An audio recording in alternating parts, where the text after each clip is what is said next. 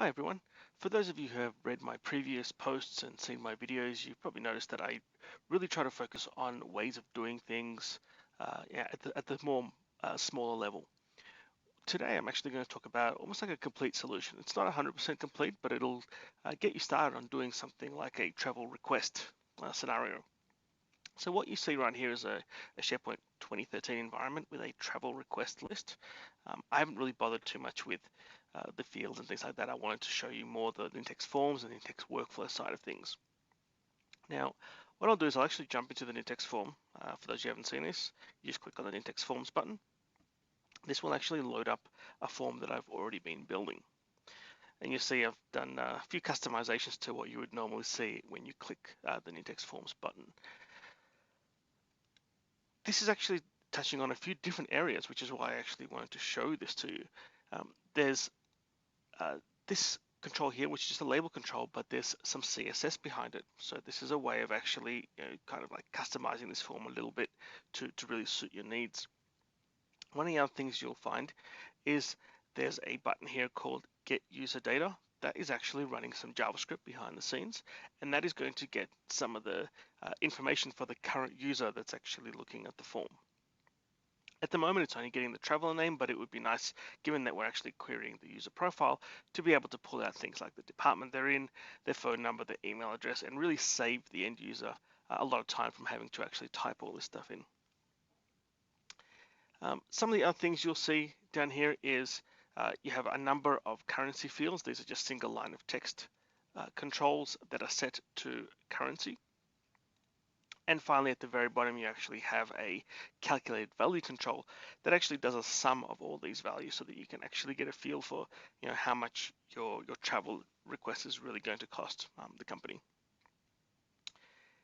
Then we get down to the bottom here, which is the approval. And this is where I'm doing things a little bit different to what you would normally do with approval tasks. In this particular scenario, I'm actually not going to have any tasks. I'm going to be all working in this one form. So you'll have a manager approval over here and also a finance approval. Now, one of the things I've actually added into here is you see there's a button here called manager sign and another one called finance sign. So depending on where we are in the workflow process for this particular travel request, the user that's actually looking at this form, if they're the manager, they will be able to approve it. And by approving, they actually click on this button to sign it. And this is kind of like this electronic signature. It's a very simple electronic signature. And this is actually, again, talking to the user profile service to get the current user's name, and it's going to do an italicized or italics version of their full name or the display name. And the same for the finance approval section as well. Now, depending on what type of user is actually looking at this form, then that will be the section that's actually enabled for them to actually sign it. So you could actually take this an extra level, but I wanted to make it fairly sort of straightforward there. Now, if I preview this form, you can see I can click on this Get User Data. It's getting my current username, which is actually my colleague Eden Stafford in this particular environment. I can fill in all the information. If you go down here, you'll actually see I'm clicking on these, but none of this is actually enabled. Right? It'd be nice to actually change the color of this to make this a little bit more obvious that it's not enabled, but that could be for a future blog post. So I'll close this off, and then what I'll do is I'll actually close this form, and I'll open up the Nintex Workflow Designer. And there's my travel request workflow. Now you can see I'm actually utilizing the state machine action here. I have a number of states. The first one we're going to is called initiate. Now, this is not a 100% complete workflow. This is because really, when it comes to you building your own travel request scenario, you're probably going to have a slightly different form, different information on there. So I have this validation check. This is actually not doing anything at the moment, but you would put in some of the actions in there to actually validate all the data. The information really should be validated at the form level, but if there's anything you need to do that's potentially outside the scope of a form, then you could definitely do this in the workflow design as well. So what we're doing here is we're actually checking whether the validation has completed or not. If it hasn't, or well, if it failed validation, it will actually jump to a state called validation issue, and it'll notify uh, the initiator that there was a problem with the form that they filled in. Otherwise, we're actually checking what state we're in. Now, we actually have a field on this list, and we'll actually open this up. It's called approval type, and it can be a number of different values. None, which is the first one because it hasn't gone in through any approval. It can be finance, and it can also be manager. Now, if we've gone to this is the first time we filled in the form, the workflow will kick off. It will actually go into this none branch, and it will change the state to the manager approval. And here's the manager approval here. This is where we're setting the field to we're currently doing the manager approval.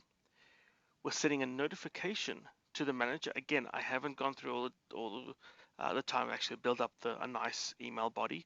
I just put a URL and the subject line. And we're going to send an email off to the manager of the initiator. Now, really what you would do here is you would actually put a note in the body of the email saying, please follow this link to go and approve this travel request so that they know what they're actually clicking on. Now, once that has gone out, and this is where I mentioned I'm actually not using any tasks, and there's no reason why you wouldn't use tasks. I just prefer to use the single form and have it all in the one form where it has the travel request and the approval from the manager and also the approval from finance to allow that the travel. So next what we do is we open up this action set, and again, for those of you who haven't seen this or haven't seen action sets, it's just a way of grouping a whole bunch of actions together. Now inside here, I've got my loop. This will actually loop while the manager approval section hasn't been signed, right? So I could actually make this loop while a manager has not approved travel request. Next, we have a query XML action. Now, what happens when you fill in a form and you submit it or save it? It creates an item in a SharePoint list. Behind the scenes is actually a hidden field called form data, and that's the XML version of the form. Now, not every single control on that form is actually linked to a field in that SharePoint list item. So this is a way of actually pulling the data out of the form and to look at something. So we have a signature that we're actually going to be storing in the form data. So let's do a check here. Query XML. We'll say look for manager signature. The next one is a run if. This is a conditional statement. Has request been signed by the manager? And then basically this set variable is just telling the loop to say, yes, this has been signed by the manager, jump out of it.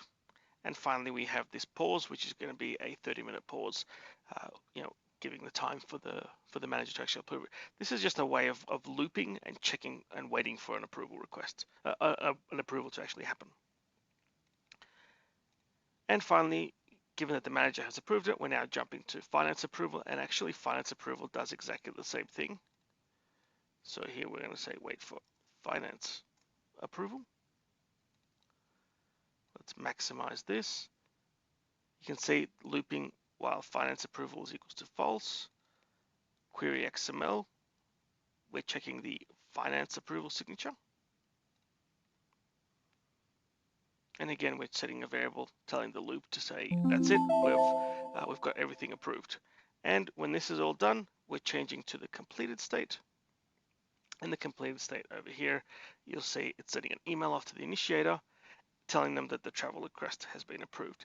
Now you could do some other funky things in this. You could generate a unique ID for this travel request so that when you send an email off back to the manager, back to the finance approver, to the initiator, there's an actual unique ID in the subject line letting them know which travel request this is actually linked to.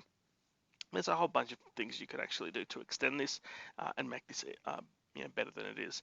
But this should give you a good starting point to build out a travel request scenario. I hope that I haven't gone too quickly into this. Feel free to post any comments to the end of this blog post, and I'll look into them and hopefully this is useful to you. Thanks for listening in and watching. Look forward to posting some more.